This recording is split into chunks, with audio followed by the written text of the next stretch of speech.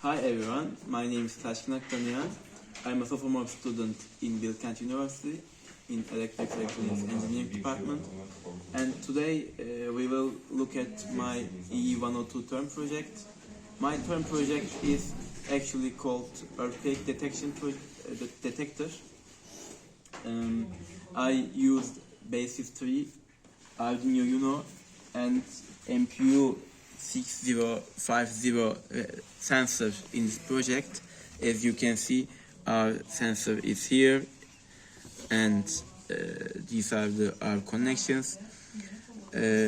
What we are doing basically is that we are getting data from our MPU sensor and then transfer this data to Arduino Uno.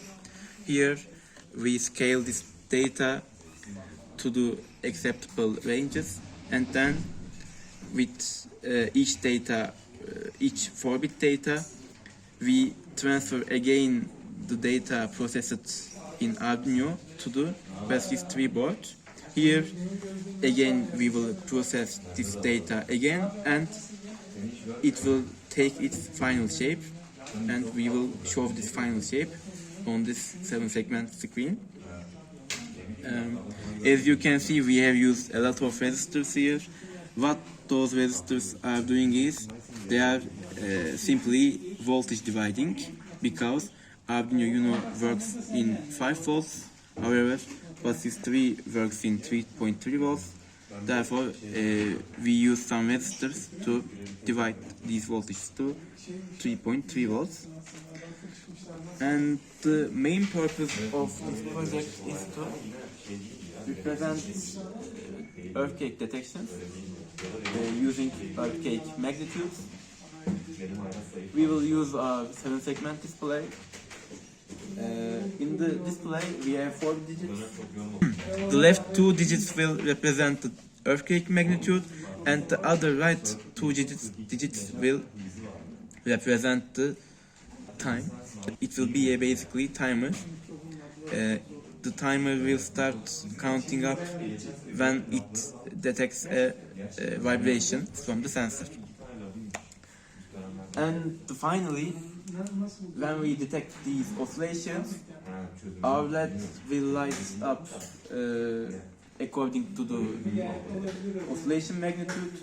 If there is a magnitude greater than 3.0, for example, the counter and the 7-segment display will freeze because the dangerous vibration. Therefore, it will warn us by a LED to escape or be in a safe position.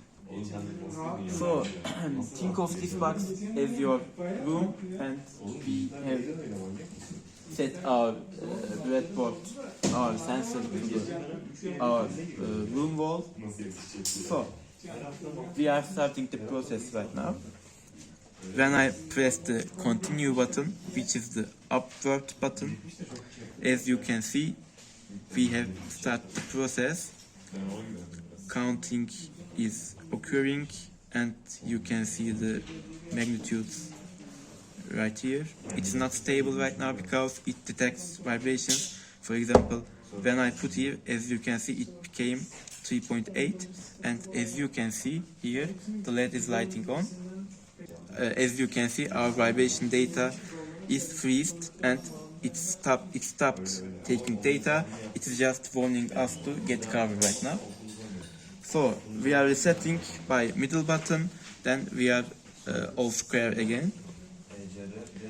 In an earthquake, we can have 3 types of oscillations.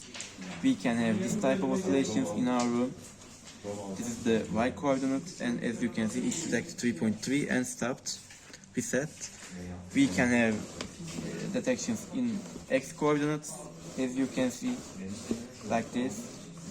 You can see the changings of the 7-segment display.